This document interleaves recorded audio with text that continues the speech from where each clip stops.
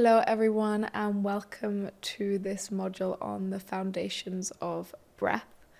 Some of the things that we will be going through today will be the basic physiology of breath and the benefits of why we breathe and what is it to consider what correct breathing is.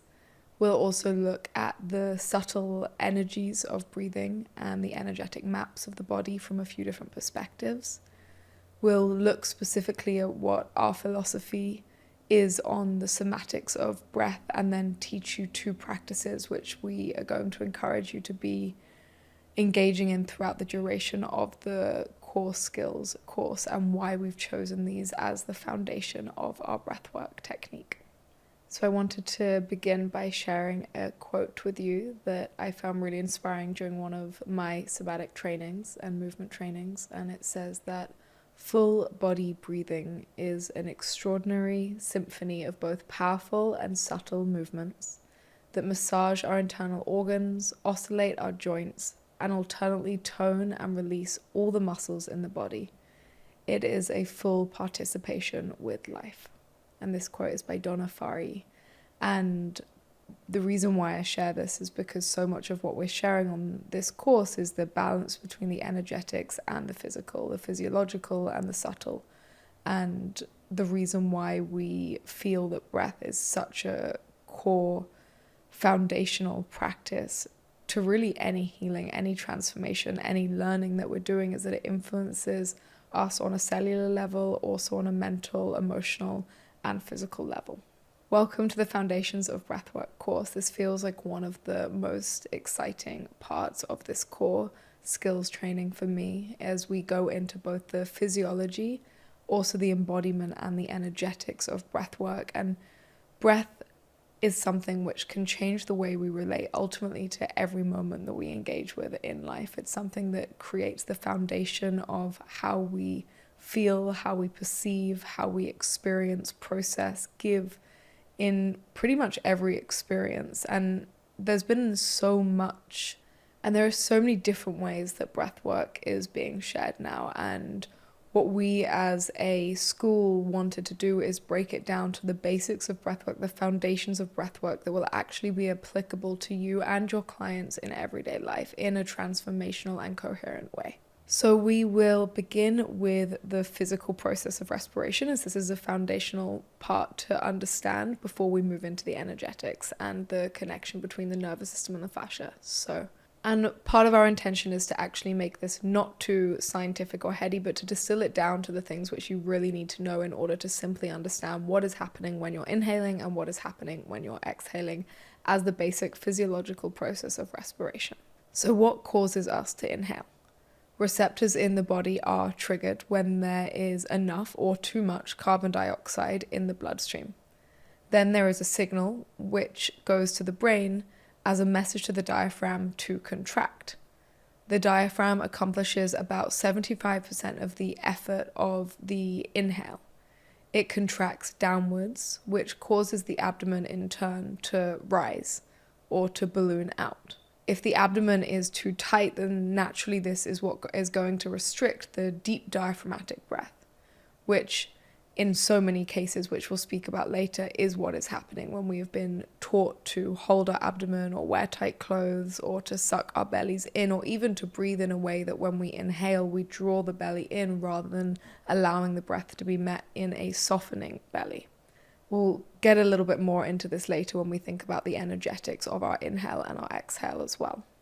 The intercostal muscles, which are the muscles in between the ribs, are also signaled to expand laterally in a horizontal motion, as well as the sternum rises and lifts.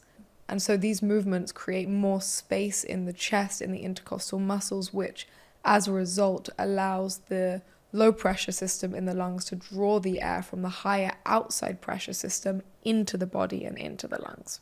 So the physical process of the exhalation, now that the blood has been reoxygenated, the receptors stop triggering the brain. So to expel and release the air, which is now rich in carbon dioxide, the diaphragm relaxes upwards and compresses the lungs to force the air out, which naturally causes the belly to sink and draw in slightly. The intercostal muscles between the ribs now reduce the size of the chest. The sternum will lower slightly. And the smaller area of the chest creates a higher pressure system inside of the lungs, and the air is drawn to the lower pressure area outside of the body, naturally causing exhalation. Often, I don't know if you've ever noticed this, but you can actually experience yourself or witness others breathing in the reverse of this, where we'll inhale and we'll draw in and we'll exhale and we'll balloon out. Often because we're holding patterning in the body where we're actually tense, and so we're not fully allowing the diaphragm to move to its full capacity. So, on a very basic level, let's speak about oxygen and carbon dioxide. Oxygen is what enters the lungs during inhalation.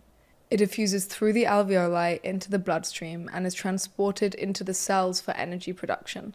Breath is what offers the steady flow of oxygen to both the muscles and all of the cells and the fascia in the body, which we'll learn more about later.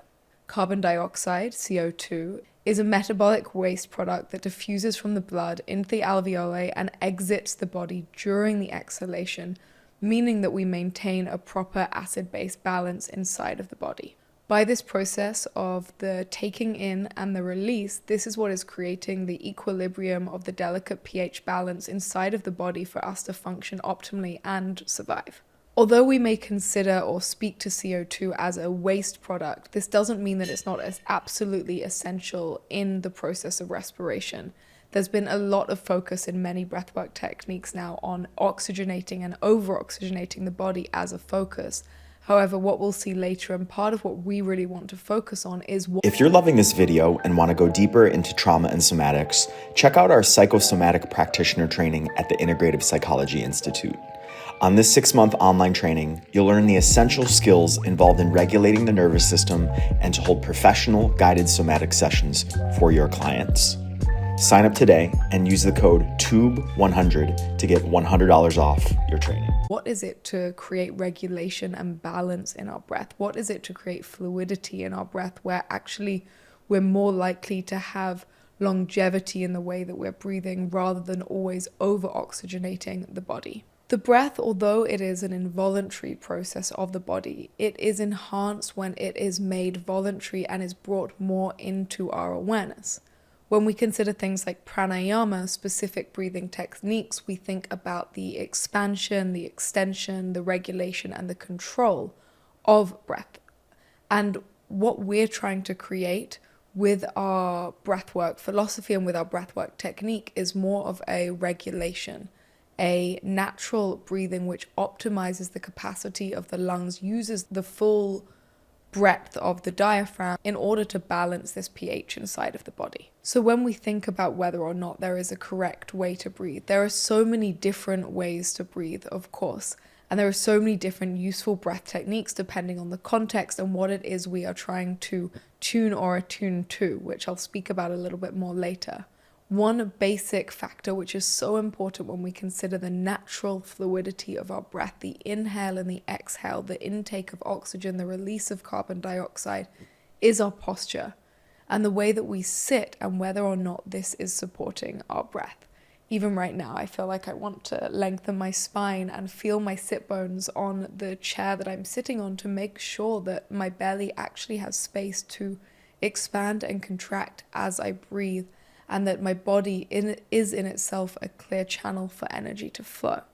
We live in a culture that often conditions us to hold onto our belly. On the trainings that I teach, on the movement trainings, I always encourage students, the first thing is not to come to class wearing really, really tight yoga pants, because it's actually constricting the way in which the natural movement of the pressure inside and outside of our body wants to flow. So I want to encourage us as we learn about our own breathing to use our bodies to support the relationship that we have to our breath, to create a vessel which is supporting the most fluid and most optimal balanced breath. So I'd like to consider now why it is that we may do breath work. Even the word work could be a little bit of a misnomer, as so much of what's happening now is there's being this overcomplication of what it is to breathe in an effective way. And we've been working really hard to understand what it is, to distill this down to the core principles of why we want to engage in somatic form of breathing. And it's really quite simple, and we do it for these 3 reasons. The first is that we want to be breathing deeper. That doesn't necessarily mean that we're breathing more or taking more breaths, and I'll go into this deeper in a later part of the talk. Secondly, we want to be doing a somatic breath so that we can begin to breathe more easily and access the more natural cadence of our breath, the breath that ultimately is what we were born breathing with and in.